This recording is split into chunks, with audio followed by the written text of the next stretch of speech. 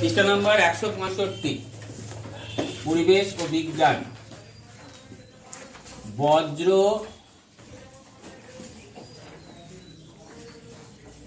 বিদ্যুতে ভরা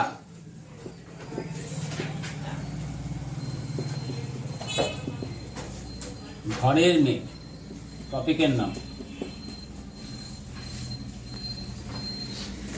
বাংলা ভাষায় বাজ কি করে পড়ে?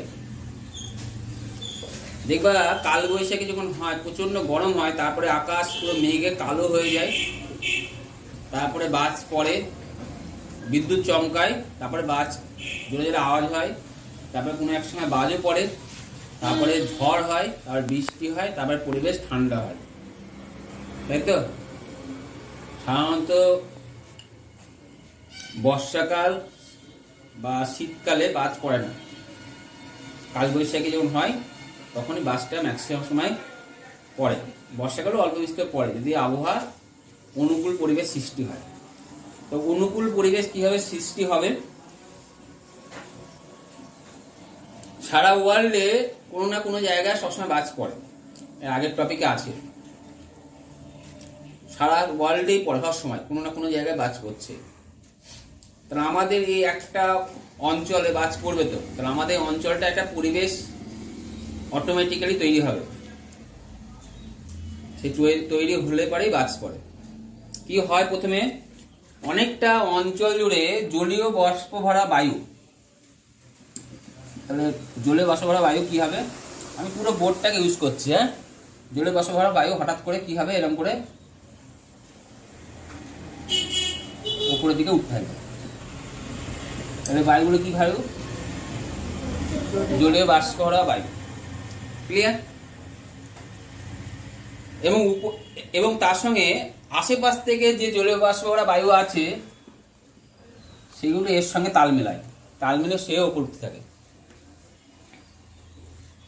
Number 1 step. নাম্বার 2 স্টেপ কি হবে? এবার এই উপরের এই অঞ্চলে বায়ুর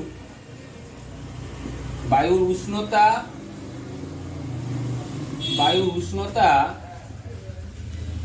ও চাপ কম। এই অঞ্চলে বায়ুর উষ্ণতা ও চাপ কম। তাহলে উষ্ণতা যেহেতু কম, তাই এই জলীয় বাষ্প বায়ুটা কি হবে? উষ্ণতা কম হলে কি হবে? ঠান্ডা হবে। ঠান্ডা হলে হালকা হয় না, ভারী হয়ে যায়, ঠান্ডা হবে। কি হলো? এই উপরে কি হলো? ঠান্ডা হয়। এবং এইগুলো তখন আর বাষ্প থাকে না, এগুলো তখন ছোট ছোট ছোট জলকণায় পরিণত হয়ে যাবে। বোঝা গেল? এরপরে বাষ্প জমে জল হবে, তখন কোনো কিছু বাষ্প, এই বাষ্পটা যদি জমে জল হয় তাহলে এইটাকে তাপ কি করতে হবে? বর্জন করতে হয়। যে তাপটা বর্জন করে তাকে বলা হয় লিনতাপ। কি বলা হয়? লিনতাপ। এটা আগের টপিকে আছে, তাপের চ্যাপ্টার আছে, লিনতাপ। তা লিনতাপ বাষ্প বর্জন করে ঠান্ডা হয়ে জলকণায় পরিণত হয় জলীয় বাষ্প। ক্লিয়ার? এই লিনতাপের প্রভাবে এই লিনতাপ বর্জন করে কি তাপ বর্জন করেছে? লিনতাপ। এই লিনতাপের প্রভাবে বাষ্প ও জলকণা ভরা বায়ু আশেপাশে বায়ুর তুলনায় গরম ও হালকা হয়। বুঝতে পারলাম? এই লিনতাপের প্রভাবে আশেপাশে যে বায়ুগুলো আছে তার তুলনায় এই বায়ুটা কি হবে? গরম এবং হালকা হবে। তাহলে এই বায়ুটা কি হবে? গরম ও হালকা। তাহলে এই আলু তাহলে কি হবে? গরম হালকা হলে কি হবে মনে হয়? গরম হয়ে গেছে, হালকা হয়ে গেছে, তাহলে কি হবে? আরো উপরে উঠবে, তাই না? উঠবে, ভালো কথা। আরো তখন কি হলো? আরো সে উপরে উঠে গেল। এই জন্য এই বায়ু আরো উপর থাকে। এই বায়ু তখন আরো উপরে থাকে। এই জন্য ঝড়ের মেঘের উচ্চতা, ঝড়ের যে মেঘ হয় তার উচ্চতা হয় 12 থেকে 13 কিমি। 12 থেকে 13 কিলোমিটার উচ্চতায় কি হয়, ঝড়ের মেঘ হয় বা তার বেশিতে হয়। এবং এতটা উপরে উঠে যাওয়াতে এই জলকণা, যে জলের বাষ্প ছিল না, সেগুলো এখানে জলকণায় পরিণত হলো, দিনতাপ হারালো, হারিয়ে গরম ও ঠান্ডা হলো, আরো উপরে উঠলো। আরো উপরে গেলে আরো ঠান্ডা হবে, তখন আর জল বাষ্প জল আর তখন জলকণায় পরিণত হলো না, তখন কি হলো, বরফ হয়ে গেল। তাহলে কি হয়ে গেল এবার, বরফ। ক্লিয়ার? বাষ্প ছিল, জল হলো, নিমতাপ বর্জন করলো, গরম আর হালকা হয়ে আশেপাশের তুলনায় আরো গরম হালকা হলো, আরো উপরে উঠলো, উপরে উঠে বরফ পরিণত হলো। এটা ফার্স্ট স্টেপ পরিণত হয়ে গেল। নেক্সট সেকেন্ড স্টেপ, তাহলে এই বরফ কণাগুলো এতটা ভারী হয়, সে আর তখন আর উপরে উঠতে পারে না। তখন তাহলে উঠানো উচিত, উঠাবে কে? এই বায়ুকে উঠিয়ে দেবে উপরে, কিন্তু এত ভারী হয় তখন এই মাধ্যাকর্ষণের টানে তখন সে নিচের দিকে আসতে থাকে, পড়তে থাকে। তাহলে দুটো বায়ু, একটা উঠছে উপরের দিকে, উপরে উঠছে পাশ দিয়ে, আর একটা ও বাস যেগুলো জলকণাগুলো উপরে উঠলো সেগুলো বরফ হলো, আবার সেগুলো নিচে নামছে মাধ্যাকর্ষণের টানে। কারণ এই যে নিচ থেকে যে বায়ুটা উপরে উঠছে সে আর ওকে ধরে রাখতে পারছে না। বোঝা গেল? তার ফলে নিচে নাম থাকে এবং বায়ুর উপরের দিকে গতিও তখন এই জলকণাগুলোকে আর নিচে মানে উপরে উঠাতে সাহায্য করে না, মানে নিচে নামতে বাধা সৃষ্টি করতে পারে আর পারবে না। ততক্ষণে ঝড়ের মেঘের গঠন একটা পুরো ঝড়ের একটা মেঘ, ঝড়ের মেঘ যেটা হয়, ঝড় হলে বা যে মেঘ তৈরি হয় তার গঠন টোটাল কমপ্লিট। তাহলে এখানে ঝড়ের সিচুয়েশন তৈরি হয়ে গেছে, নামছে উঠছে, তার মানে ঝড় অলরেডি তৈরি শুরু হয়েছে, ঝড়ের গঠন অলরেডি তখন কি হয়ে গেছে, তৈরি হয়ে গেছে। এই অবস্থায় তখন ভূপৃষ্ঠে কি হবে, একটা ঝড় বৃষ্টি শুরু হলো। তাহলে আমার টপিকের নাম ছিল কি, বজ্র বিদ্যুতে ভরা ঝড়ের মেঘ। তাহলে ঝড়ের মেঘ অলরেডি আমি পেয়ে গেছি, বাকি আছে কি এখনো, বজ্র বিদ্যুৎ এ ভরা, বজ্র বিদ্যুৎ সহ হবে। ঝড় হলো কিন্তু এখনো বাসটা পড়েনি, এবার বাসটা ফেলতে হবে, তাই তো? কি করে ফেলবো? এই দুটো জিনিসের আগের দিনে পড়াচ্ছিলাম, দুটো জিনিসের ঘর্ষণ হয় তাহলে একটা ধনাত্মক একটা ঋণাত্মক তৈরি করছে। তাহলে এই যে দেখো, একজনা উপরে উঠছে আর একজনা নিচে নামছে, তার ফলে তার দুজনের মধ্যে কি হবে, ঘর্ষণ হবে। ঘর্ষণ হলে একজন ধনাত্মক হবে আর একজনা ঋণাত্মক হবে। এই টপিক। তাহলে দেখো, এই ঝড়ের মেঘের উপরে ওঠা আর নিচে নামার ফলে জলকণাগুলি, যে জলকণাগুলো ছিল না সেগুলো সব তড়িৎগ্রস্ত হয়ে যায়। তাহলে কোনটা প্লাস হবে কোনটা মাইনাস হবে, বিশাল ফ্যাক্টর একটা। তাহলে একজন প্লাস হতে হবে, একজনে কি হতে হবে, মাইনাস হতে হবে। এবং এই ঘর্ষণের ফলে যে জলকণাগুলো ছিল সেই জলকণাগুলোর মাথায় মাথায় মানে জলকণার গায়ে গায়ে সব আধান জমা হবে, একটা প্লাস আধান জমা হবে, মাইনাস আধান জমা হবে। ক্লিয়ার?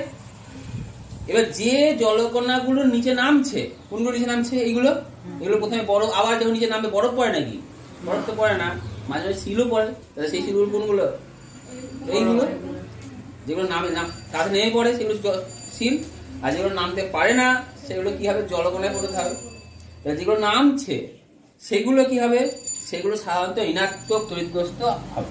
যেগুলো নামছে সেগুলো কি হবে, কোনগুলো, এগুলো কি তৈরি হবে, ঋণাত্মক। ক্লিয়ার?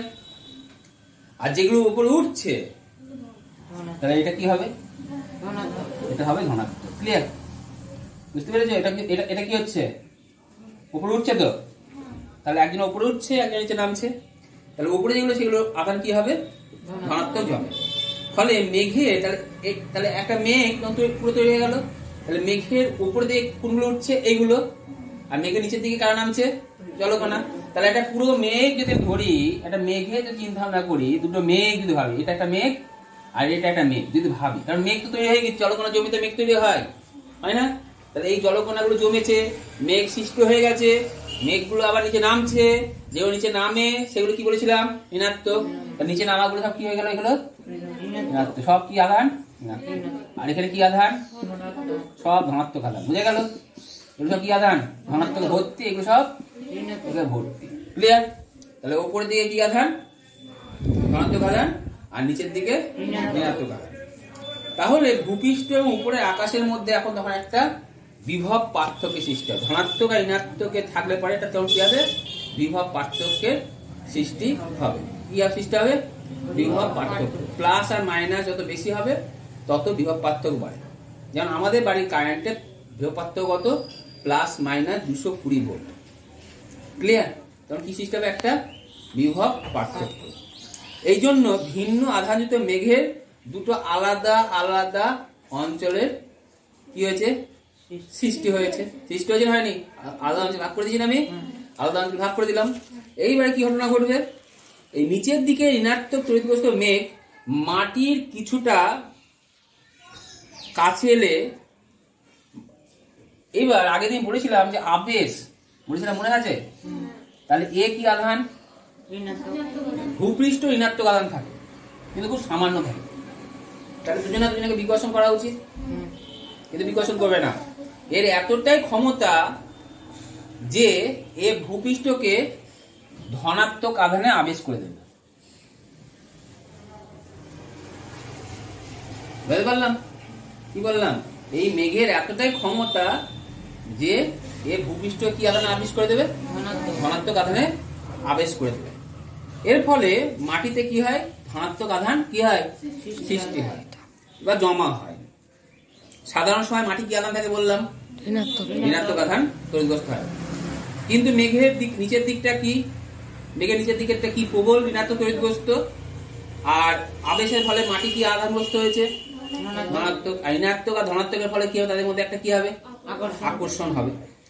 এই মেঘ ও মাটির বিভব পার্থক্য খুবই যদি অত্যন্ত বেশি হয়, অত্যন্ত বড় স্ফুলিং এর আকারে ঋণাত্মক তড়িৎ আধান তখন প্রচন্ড স্ফুলিং এর আকারে ঋণাত্মক তড়িৎ আধান কোথায় এসে পড়বে, ভূপৃষ্ঠ। তাহলে কি সৃষ্টি হলো না, বিদ্যুৎ তড়িৎ স্ফুলিঙ্গ, ঋণাত্মক তড়িৎ স্ফুলিঙ্গের আকারে মাটিতে এসে পড়লো, তখন বিদ্যুৎ চমকালো। চমকালো বিদ্যুৎ, তাহলে দেখবা বাজ পড়ার আগে বিদ্যুৎ চমকায়, চমকায় না, জোরে, বিশাল জোরে বিদ্যুৎ চমকায়। বিদ্যুৎ চমকানো কিছুক্ষণ পরে বাজ শোনা যায়, আওয়াজটা শোনা যায়। তাই এবার কথা হচ্ছে বাজের আওয়াজ, বিদ্যুৎ তো চমকে গেল, তাহলে বিদ্যুতের জন্য কিন্তু সব পুড়ে গেল, তারপরে কিন্তু শব্দ হয়। তাহলে স্যার শব্দটা গেল কোথায়, এবার শব্দটা হবে। তাহলে কি হলো, অলরেডি বাড়ি ঘর চার পুরার পুড়িয়ে দিয়েছে। কি করে পুড়ালো, এই বিদ্যুৎ স্ফুলিং এর আকার নিচে নেমে আসলো, নিচে নেমে এসে যদি আমার বাড়ি এখানে থাকে, তাহলে আমার বাড়ি সবকিছু অলরেডি পুড়ে গেছে। তখনও কিন্তু আমি কানে বাজে শব্দ আমার কানে আসেনি, তারপরেই চলে আসবে। কি করে আসবে দেখো। এর ফলে ক্ষণস্থায়ী কিন্তু একটা খুব ক্ষণিকের সময় বাজ আলো বিদ্যুৎ চমকায়, ফটো তুলতে পারবি, হঠাৎ করে তুলতে হঠাৎ করে লেগে গেলে ভালো, না তোলা যাবে না।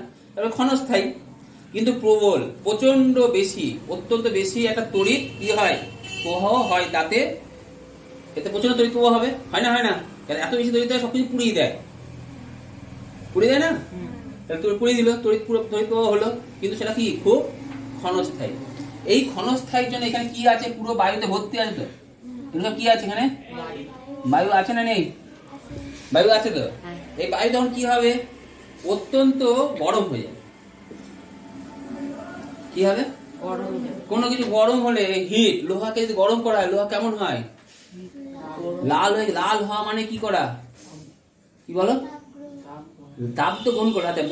বৈদ্যুতিক বাতি ফিলামেন্ট তড়িৎ দিক কি হয়, গরম হয়, গরম হলে কি করে, আলো দেয়। তাহলে বায়ু কি হয়, স্ফুলিঙ্গ নিচে নেমে আসলো, বায়ু গরম হলো, তার ফলে কি হলো, একটা আলো সৃষ্টি, আলো ঝলকারি সৃষ্টি হলো, হয় না? বাতির আগে আলো সৃষ্টি হয়ে গেল। এখন কি আসেনি, এখন শব্দ আসেনি, এসছে শব্দ, এখন শব্দ ঢোকেনি।